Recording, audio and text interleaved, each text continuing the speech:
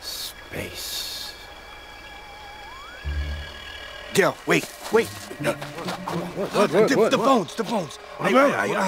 You said they were cops, right? They are cops, yeah. So I'm just thinking, like, maybe they can triangulate these things, man, or like, like trace them, right? Totally. That's how they got Saddam. Right. You're right, man. Okay, well, maybe they can like even trace them like when we're not even on them.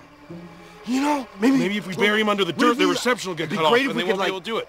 Tie it to an animal and like be like diversion. Distraction will never catch an animal. The squirrel will be up in the tree, and they think we're in the tree. No. We'll build a hot air balloon and then just we'll smash him. Yeah. I'm gonna smash it on a rock. Okay, good idea. Right here. Good idea. Good thinking.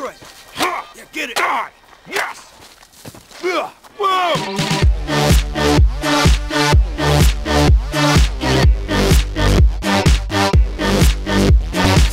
Trying to hit that tree. I missed. What tree? That one. Why didn't you smash it on a rock like a normal person, like I did? No, how often does somebody smash things? I'm rusty. Did